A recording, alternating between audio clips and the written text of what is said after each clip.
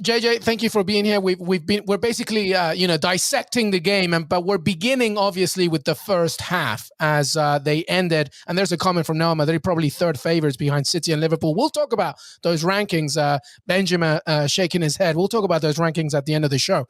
But Jonathan Johnson, first of all, let's talk about that first half because PSG did look good and they did enter the break with a nice little 2-0 cushion. How did you feel from a PSG perspective in those first 45 minutes? I think it worked itself out for them in the end. I didn't think they started as well as they would have hoped. Obviously Donnarumma was called into action very early on. But ultimately, by the time they got to halftime, I think Pochettino and the players will have felt, happy with the way things had gone. And even sort of in the first 10, 15, 20 minutes of that second half, they would have been largely happy with it. I mean, obviously frustrated with both of the Mbappe goals being called off. But, to be honest, it looked like if anyone was going to score that second goal on the night, it was going to be PSG until Donnarumma intervened, with, a massive howler, as is, quite traditional really for PSG goalkeepers in big matches. We've seen it happen in Madrid in the past with Kevin Trapp, Alphonse Areola as well. And Donnarumma now adds his name to that ignominious list. But like I did say in the build up to the match, it was going to be a big call if Pochettino went with Keylor Navas and Donnarumma. I suggested it would be better to go with Navas because of its experience in these games. Let's not forget this was Donnarumma's debut campaign in the Champions League. And also, the fact that he would have been playing against his former club. And I think, you cannot underestimate the importance of experience in those kind of games because Donnarumma and then the PSG players collectively just lost the plot, as we've seen happen so many times in the past, and they've paid the price for it, gone out, the season is over. Yeah, JJ, I've got a lot of questions for you as our resident PSG expert. I guess one is Pochettino's future, and I know we're going to get into the second half. What future? There you go. So Manchester United fans are super excited at the moment. But secondly, do you?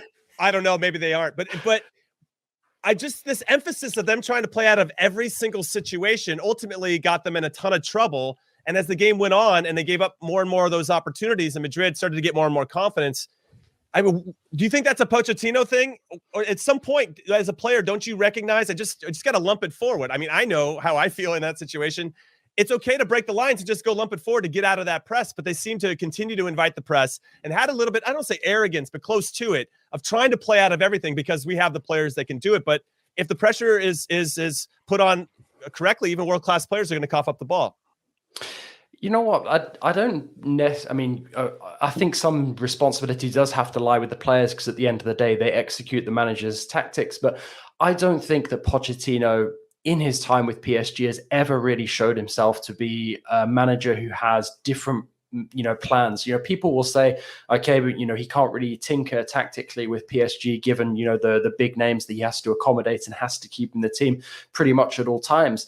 But I think as well, when you're somebody like Pochettino, who came in to PSG at such fanfare, being, former player, former captain, and the expectation was so high, and everything that PSG fans had kind of hoped to see, everything that was positive from his time as Spurs boss, they haven't really seen. And I don't know whether that's because Pochettino's just been unable to adapt to the fact that he wasn't coaching Spurs anymore. Either that or the fact that he's just not somebody who has a lot of sort of tactical flexibility. But, yes, of course, Pochettino does have to take, a fair amount of the blame, but so do some of the players. I mean, you cannot excuse players like Neymar and Messi from going missing. I know that Neymar provided the assist for Mbappe, but what else did he do during the game? He was an absolute passenger, as he has been so often at this level. And it's not acceptable given the money that PSG have invested into him.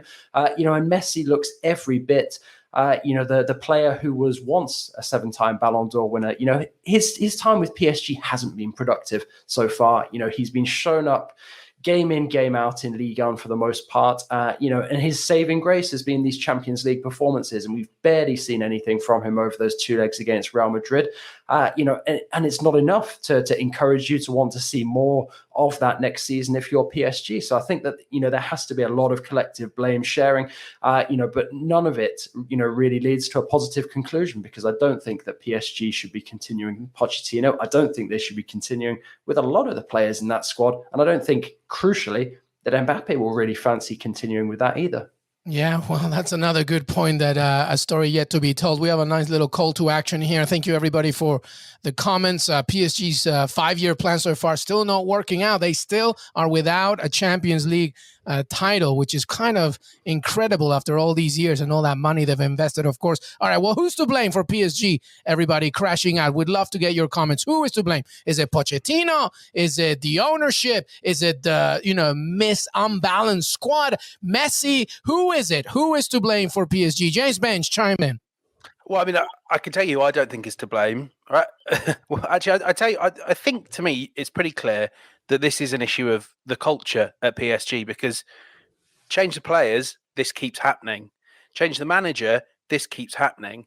I mean, let's take, for example, the managers. We've seen Thomas Tuchel kind of hounded out of PSG, I think it has to be said, having taken them to the Champions League final. And there were lots of complaints about his politicking and, his attitude in press conferences.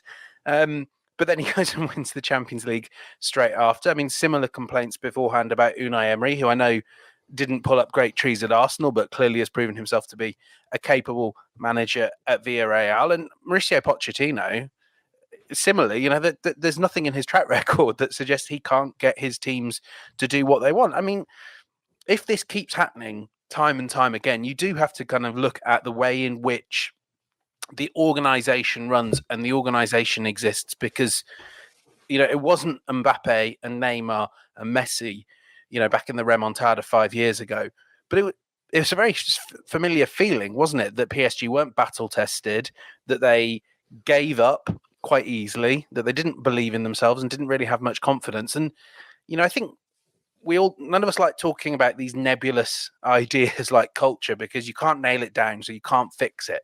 Yeah. But clearly, if you've tried everything else, if you've imported serial winners, if you've imported the best coaches, I think you do kind of have to look a bit deeper and say, are we run in the way that an elite organization should be if our aim is to win the Champions League?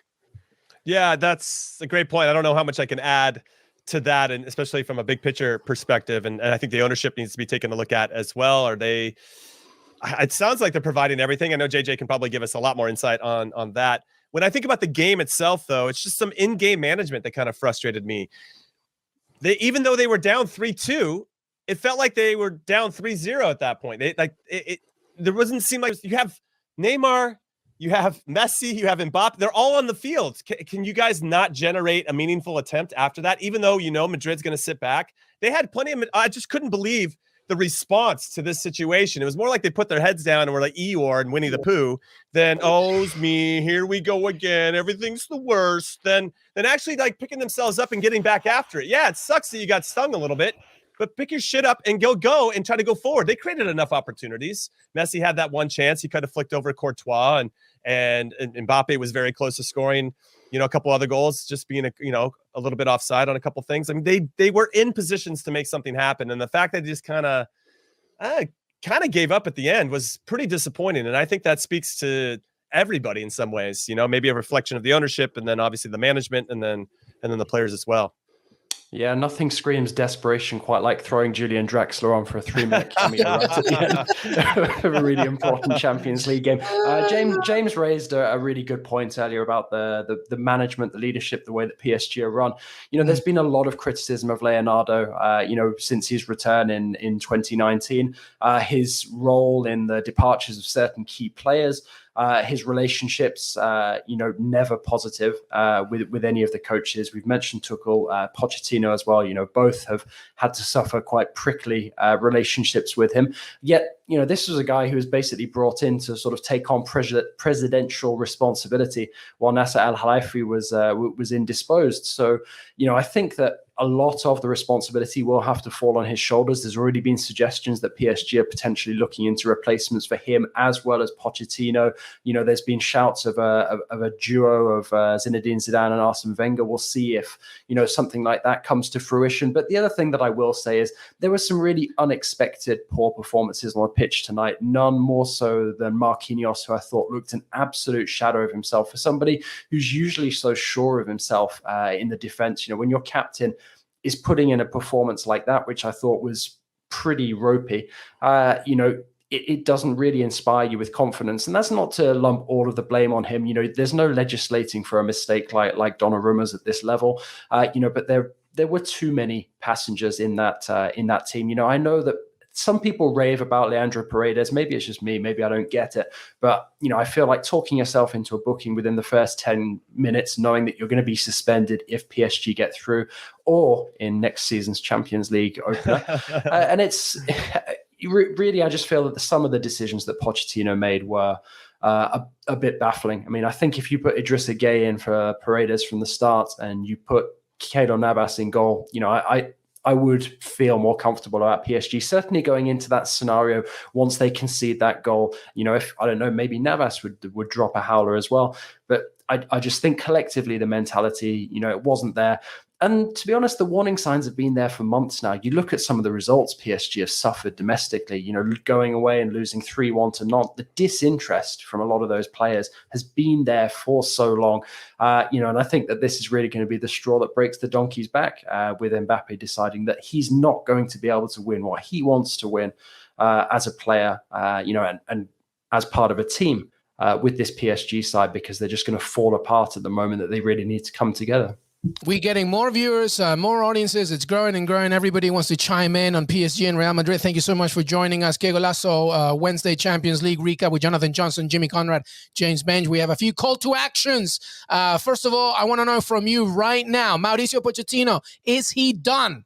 Is he done? And if so, is he done before the end of the season? Number two, if he is done, what do you do to fix this? Who comes in? Zidane, Wenger, etc., etc. And the other call to action I have for you, Kylian Mbappe. Does this basically seal his move to Real Madrid? Does he want a bit of what he just saw tonight, of course? So all those calls to action, thank you so much for being part of the family. Ola, thank you so much for your comment. Mauricio Pochettino, you can take the man out of Tottenham, but you can't take Tottenham out of the man.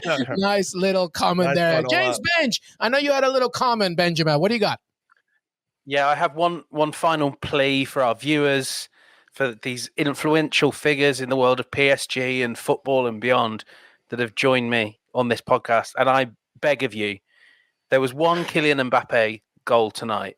You can choose to remember it however you wish. I will be choosing to remember that the Kylian Mbappe goal was the one where actually he was flagged offside, but executed that world-ending, career-ending dummy on Thibaut Courtois. Yeah. That could be, we could all, as a universe, we could all just pretend that was the Mbappe goal. So why don't we? Yeah. One thing, LLD, really quick, that I think we need to bring up, and something we actually didn't discuss in the pregame show, is that away from home in the Champions League, in the group stages as well, PSG never won. They went to Club Brugge, drew 1-1. RB Leipzig 2-2 in Germany, and then they lost in Manchester 2-1. Yeah. And now they lost again here. I mean, there's just something about like finishing off a game when they have the opportunities. They just didn't show away from home.